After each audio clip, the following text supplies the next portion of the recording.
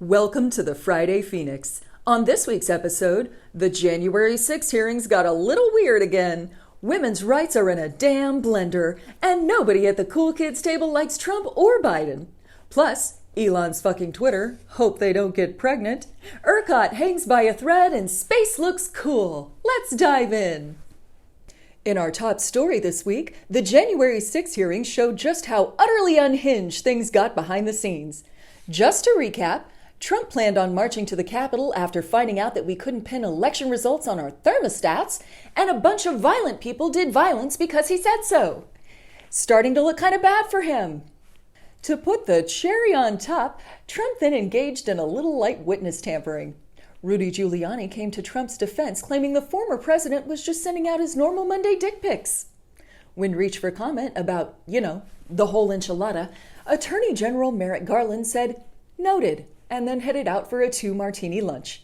He is expected back in the office to press charges at never. The James Webb telescope gave us some truly beautiful pictures of the universe this week. Check this out.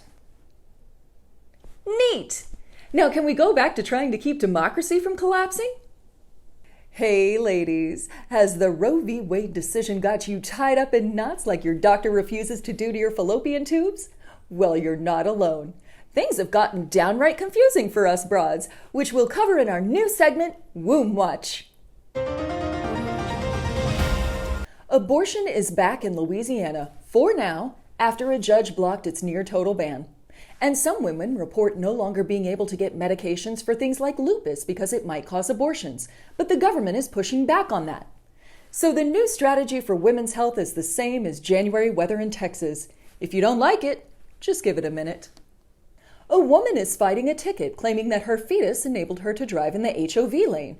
Since fetuses only have rights until born and women only have rights until pregnant, the cops on the scene decided that together they only had the rights of one person.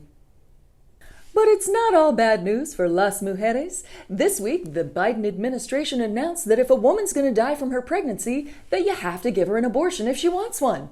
So, first of all, thank you. That's going to save a lot of lives. But also, it seriously took us 2 weeks to get to that? Oh my God, that is the bare minimum that we should expect. Don't let women die for no reason. Because if the woman dies, the fetus also dies. The woman is its house. After Clarence Thomas suggested in his Roe v. Wade ruling that the right to contraception should also be revisited, us ladies got a little nervous. But don't worry.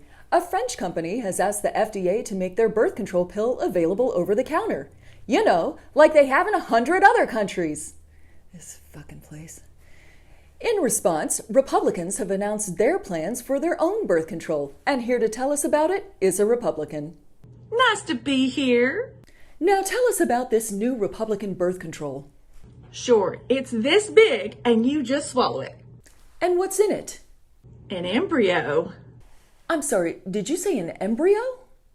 Yep, you just swallow it. It goes into your tummy and we have successfully controlled your birth. So is this birth control actually supposed to get you pregnant? That's right. And you think swallowing an embryo means it ends up in your uterus somehow? What's a uterus? Okay, quick question. Did a man come up with this idea? Yes. And does that man know how to find a clitoris? Oh, those are a myth. Okay, great. Thanks for being here. A Republican, everybody. But enough about women's rights. Let's talk about squirrels. Gray squirrels are taking over in the UK, so to control their population, scientists are giving them Nutella spiked with little squirrel birth control pills. So for those of you keeping track, it's about to be easier for squirrels to get birth control than women. Fucking awesome!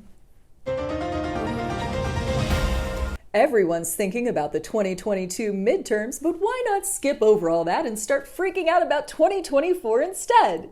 This week, a new poll came out showing that basically no one wants either Trump or Biden to run again, including a whopping 94% of young voters who think Biden stinks. Now, I understand why the Trump approval rating is low. The guy has to lie or do a crime every 20 minutes or the bomb inside him goes off. And I'm pretty sure he once tried to sell Ohio to the evangelical church in exchange for 100 Twitter followers. But why is the Biden approval rating so bad? Could it be because it takes him weeks to respond to any urgent crisis appropriately? Or maybe it's because he's as old as this stuff. I know it can't be because Democrats make terrible memes.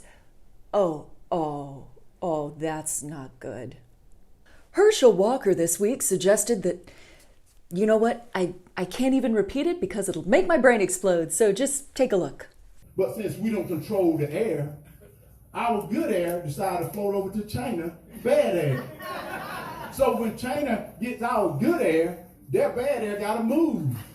Wow, it's almost like people who have been hit in the head a lot shouldn't run for office. ERCOT, or the Electric Reliability Council of Texas, who really hasn't earned that R in their name, was again asking customers to conserve power this week during record-breaking heat. Meanwhile, Texas Governor Greg Abbott is being investigated by the Justice Department for his campaign against immigrants. Hey, Greg, did putting Mexicans on buses to D.C. fix the power grid at all? It didn't? How interesting. The city of Houston is suing to shut down a corner store for not addressing crime in their area. So for those of you keeping track, convenience stores are now crime fighters, but police officers at the Uvalde shooting are off the hook. That makes sense. Elon Musk had secret twins with one of his executives. Amazingly, he managed to fuck Twitter and not create any babies at all. That's right, Elon is pulling out of his deal to buy Twitter, and this is a guy who doesn't pull out until he's finished all his business.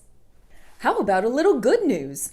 Chinese scientists have used a laser to prove that a dinosaur had a belly button. How cute is that? All right, now back to the awful stuff that actually impacts our lives. A recent study places $1.9 trillion in global damages squarely on the shoulders of American-made pollution. As bad as that is, it's nowhere near as bad as all those Transformers movies we made.